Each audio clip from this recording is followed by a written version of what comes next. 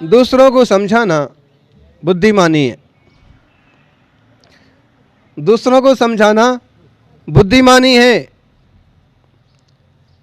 जो खुद समझे वो असली ज्ञानी है। दूसरों को समझाना बुद्धिमानी है। जो खुद समझ जाए वो असली ज्ञानी है। दूसरों को काबू करना बल है।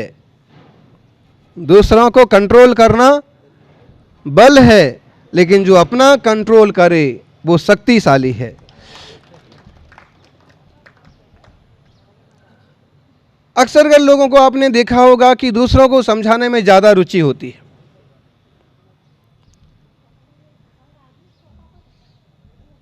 खासकर थोड़ा बहुत ज्ञान हो, कहीं शहर से होके आए हों, कुछ पढ़ाई कर ली हो, तो दूसरों को समझाने में ज़्यादा रुचि होती है। दूसरों को समझाना अच्छी बात है। हो सकता है वो समझ करके उनका जीवन बदले, उनका जीवन मंगलमय हो सकता है कि आपके समझाने से लोग समझें और गलत रास्ते छोड़ करके अच्छे रास्ते पर चलें। हो सकता है कि आप अपने बच्चों को समझाएं और वो भी सही रास्ते पर चलें।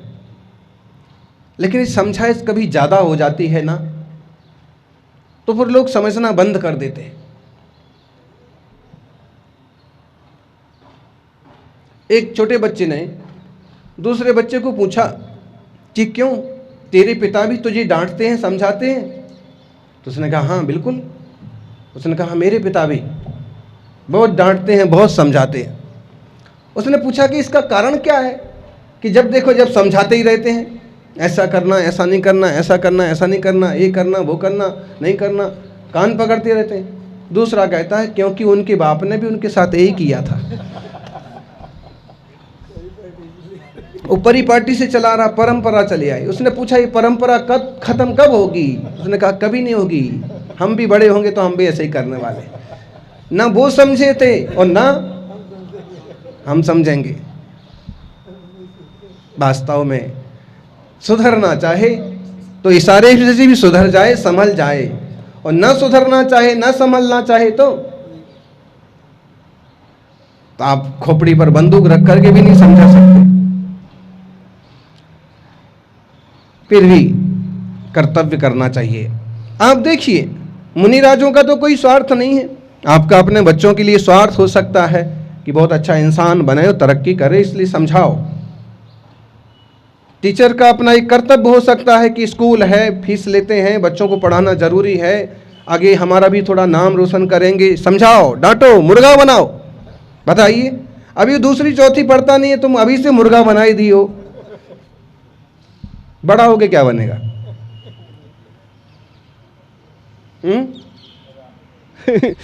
बड़ा होके क्या बनेगा?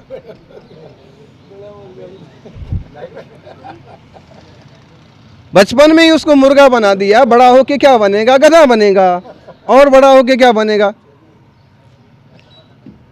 ज्यादती नहीं करना चाहिए। हम अगर किसी को समझाएं तो उसको उस ढंग से समझाएं कि समझ सके, सुन सके, मान सके, और अतिरिक्त करने लग जाएंगे तो नहीं जमता है।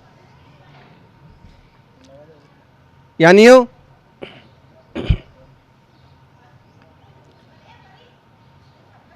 मुनिराजों का कोई स्वार्थ नहीं है। किसी का हो और दिगंबर रूप लेकर के कोई अपने स्वार्थ रखते हो, उनकी बात वो जाने। वास्तव में ये मार्ग ऐसा है कि स्वार्थ त्याग की कठिन तपस्या बिना खेद जो करते हैं, ऐसे ज्ञानी साधु जगत के दुख समूह को हरते हैं। उनका कोई स्वार्थ नहीं, निजी स्वार्थ नहीं है कि हम आपको उपदेश देंगे, प्रवचन देंगे, समझाएंगे, जिनवाणी बताएंगे, आप कुछ हमें करेंगे। करुणा कहे सीख गुरु करुणाधार, करुणा की बस होकर के वो आपको मार्गदर्शन करते हैं, उपदेश देते हैं। आत्मार्थी सज्जनों, कभी गुरु कुछ समझाएं तो समझना, प्रमाद नहीं करना, आलस नहीं करना, ईगो नहीं करना, अहंकार नहीं करना।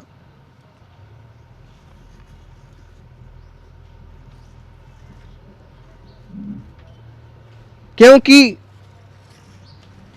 निस्वार्थ रूप से उनका मन बोलता है। तो पहली बात तो ये है कि जो दूसरों को समझाए, दूसरों को समझाना बुद्धिमानी है, लेकिन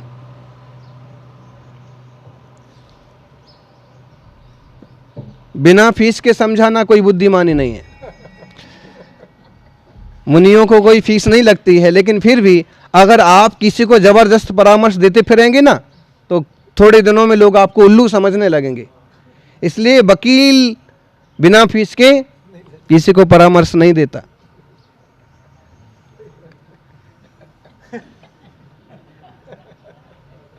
तो ये बिना उसके परामर्श देते जाएंगे, बिना उसमें जाएंगे तो उल्टा आपके माथे पड़ जाएगा कि तुमको किसने पूछा था। तो इतना समझ रखना कि किसको क्या कहना, किसको किस ढंग से समझाना। और एक बात है कि दुनिया समझे ना समझे, हम खुद ही समझ जाएं, इसमें ही भलाई है। हमने क्या अपने स्वरूप को समझा है? क्या हम आज तक उस मार्ग को समझे हैं जिससे आत्मा का अपना हित होता है? विचार करना। अपने आजीविका के अच्छे साधन एकत्रित कर लिए हैं, अच्छा घर बना लिया है, अच्छा परिवार बसा लिया है, अच्छी बात है। गृहस्थ के लिए सब जंजाल चाहिए, लेकिन ऐसा तो नहीं कि इस जंजाल में आपने मकड़ी का जाल बना लिया हो और जैसे मकड़ी उसी में उलझी रहती है और कभी उसको अपनी आत्मा की कोई सुर्त नहीं होती है, कोई समझ नहीं होती। वैसा तो नहीं हो रहा है। इस तरह से भी कभी विचार करना, करने लायक कर्तव्य हो जाएं तो आत्मदृष्टि संपन्न बनना। जो खुद समझे, खुद को समझे, वो असली ज्ञानी है। जमीन के टुकड़े यहीं डले रह जाएंगे, सोने के सिक्के भी यहीं पड़े रह जाएंगे। दुकान कर की है, ज्यादा से ज्यादा बेटे के नाम करके जाओगे। संबंध जोड़े हैं, शमशान तक साथ आएंगे। आपकी चेतना के लिए इससे क्या फायदा? आपके ज्ञान स्वभाव के लिए इससे क्या लाभ? ज्ञानी भी अपने जीवन में ये सब करता है, करता हुआ भी उसे पता रहता है कि ये सब मेरे से भिन्न है, और अगर इनमें कुछ उठापटक होती है तो बहुत ज्यादा दुखी सुखी नहीं होता।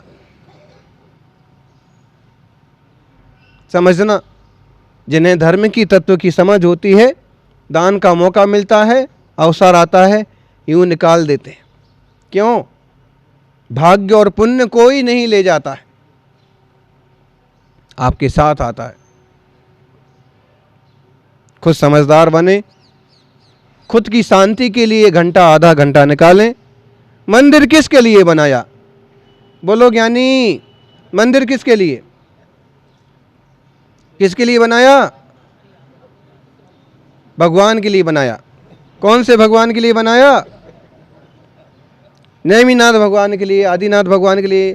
था ही नहीं उनके लिए, ऊपर से पानी टपकता था, नीचे से चूहे आते थे, इसलिए हमने मंदिर बनवा दिया, भगवान आराम से बैठो, इसलिए बनवा दिया, हमने बनवा दिया।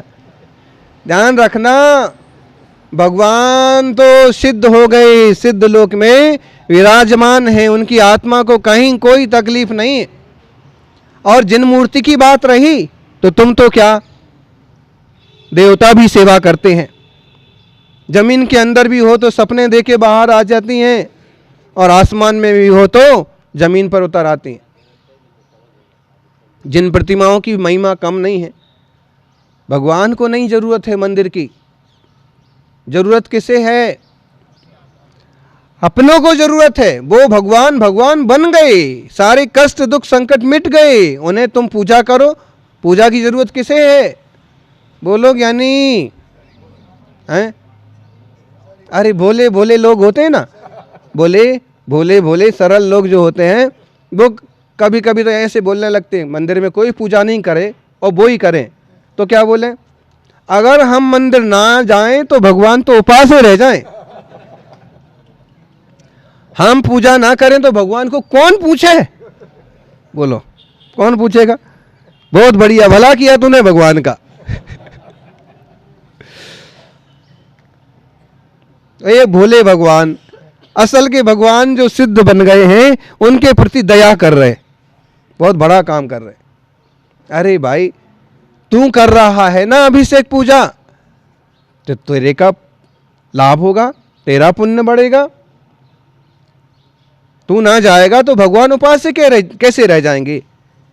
भोजन करना तो जीव का स्वभाव ही नहीं है, और जिसमें अरहंत सिद्ध तो 18 दोषों से रहित हो गए हैं, उन्हें भोजन पानी का कोई विकल्प ही नहीं है, उपास्य कैसे रह गए। तो ये घंटुलिया भर के पानी डालता है, वो ना डालेगा तो उपास्य रह जाएंगे। अपने अनंत गुणों में परिपूर्ण हैं, तृप्त हैं, उन्हें किसी की कोई अभिषेक आदि की भी जरूरत नहीं है। लेकिन अभिषेक, पूजा, भक्ति, वंदना, भजन, ये सब हमारी आत्मशुद्धि के साधन है। इसलिए जो करेगा सो पाएगा, जो दान देगा पुण्य कमाएगा, निर्लोभता के मार्ग पर चलेगा,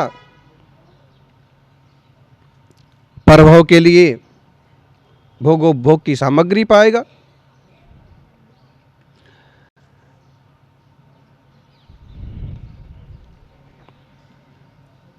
भगवान तो अनशन स्वभाव को उपलब्ध हो गए हैं। प्रत्येक आत्मा का स्वभाव है अनशन। अनशन का मतलब नेताओं वाला अनशन नहीं कि कोई काम करवाना है तो अनशन पर बैठ गए, धरना देंगे, हैं। अरे भाई, नेता अनशन पर बैठता है 1-2 दिन के लिए और उसका ऑफिशियली काम हो जाता है। किसान बैठ गए आंदोलन पर, 6 महीने में काम हो ही जाता है।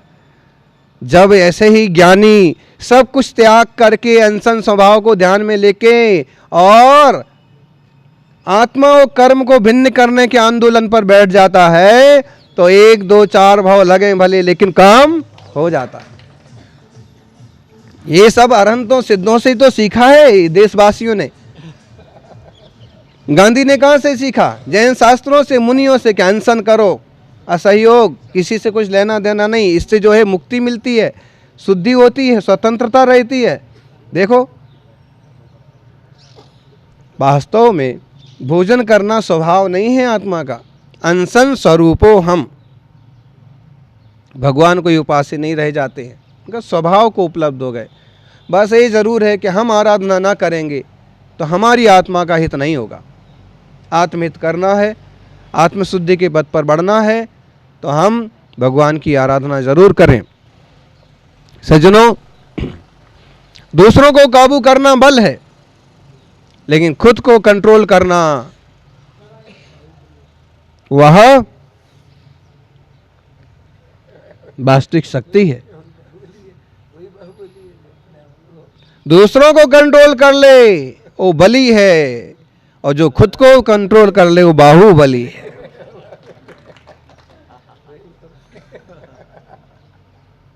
है ना? बाहुबली स्वामी ने सिखाया है कि आत्म कंट्रोल करिए, सेल्फ कंट्रोल, सोल कंट्रोल।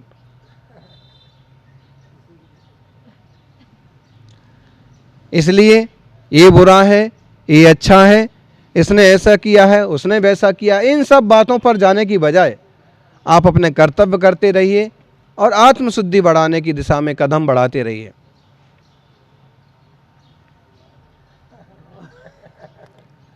यानी आपको खुद को समझना पड़ेगा कि आपके लिए अच्छा क्या है, आपका हित किस में है। एक बार यूं हुआ, एक जगह बहुत सारी मेंढक थे, बहुत मेंढक थे, उनका समझ लीजिए जो राज्य था मेंढकों का। लेकिन होता क्या था अक्सर कर कि दूसरा कोई पंछी आकर के उठा के पकड़ के और ले जाता, और जैसे ही दूसरे पंछियों को, सांपों को मालूम पड़ा कि यहाँ ज़्यादा मेंढक हैं, तो आ करके स्पेशल मेजबानी करने लगे, मेहमानी करने लगे। सारे मेंढक बहुत परेशान हो गए। एक दिन उन्होंने अपने राजा से शिकायत करी, मेंढकों के राजा से। ध्यान रखना, मेंढकों का भी राजा हो सकता है। मेढकों ने सब मिल करके अपने राजा से बातचीत की, शिकायत की कि बहुत परेशानियां हैं, बहुत परेशानियां हैं। मेढकों के राजा ने कहा डोंट वरी, कोई रास्ता निकालेंगे। और अगले ही दिन से उन्होंने शिव जी की तपस्या प्रारंभ कर दी। शंकर जी को प्रसन्न करेंगे, कोई वर मिलेगा। योग संयोग की बात की शंकर जी खुश भी हो गए और प्रकट हुए। मेढक से कहा, मेढक के राजा से कि भाई बात क्या है, इतना तप क्यों कर रहा है, इतना जाप क्यों कर रहा है मेरा।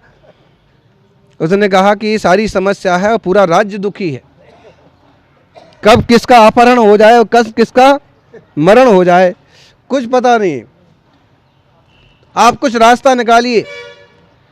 शिव जी ने कहा कि जो मेरा नंदी है ना, नादिया, इसको रखवा देते हैं रखवाली के लिए, देखते हैं कौन आता है कैसे होता है। नंदी को रख दिया। मेढकों के राज्य में मेढक ही मेढक। नंदी कभी इधर उधर चले फिरे, घास खाने के लिए इधर उधर जाए तो एक दो उसके पांव के नीचे आ ही जाए। और महीने 2 महीने में देखा कि वो समस्या तो थोड़ी कम हुई, उस ढंग से कि कोई उठा के ले जाए, कोई खा जाए, लपक जाए, उसमें तो कुछ कमी आई, लेकिन दूसरे ढंग से मरने लगे, पांव से कुचल के। फिर तपस्या करी, फिर प्रसन्न हुए, फिर प्रकट हुए। उन्होंने कहा कि वो तो नंदी जब चलता है तो इधर उधर कितने सारे कुचल जाते हैं, कोई और उपाय बताइए। उन्होंने कहा कि फिक्र मत करो, ये मेरा नाग है ना, बहुत शक्तिशाली है, इसको छोड़ देते हैं रखवाली पर। और उसको छोड़ दिया तो जब तक उसका पेट भरा रहा तब तक तो ठीक, अगले दिन एक आध ना एक वो भी लपक लेता। मेढकों का राजा भी उसके सामने से जाने से फिर समस्या जहां की तहां। फिर तपस्या करी, फिर प्रकट हुए, फिर बात हुई। तब की बार शिव जी बोले कि देखो भाई, तुम्हारी समस्या तुमको पता है, दिस इज योर प्रॉब्लम, ये तुम्हारी समस्या है, मेरी समस्या नहीं है। तुम्हारी समस्या तुम्हें पता है और तुम्हारी समस्या के रास्ते तुमको मालूम है कि कैसे बचना, कैसे पानी में कूदना, कैसे कीचड़ में रहना। इसलिए तुम्हारे रास्ते तुम खोजो, दूसरे पर भरोसा करोगे तो ऐसे मरोगे। ऐसे ही आत्म शुद्धि के लिए हमारी आत्मा का हित कैसे होगा, हमारा कल्याण कैसे होगा, वो हमें खुद सोचना होगा। प्रभु महावीर स्वामी के सूत्र हमारे सामने हैं, उस हिसाब से अपन पुरुषार्थ करेंगे तो शुद्धि होगी, सिद्धि होगी। जय बोलिए 24 तीर्थंकर भगवान की।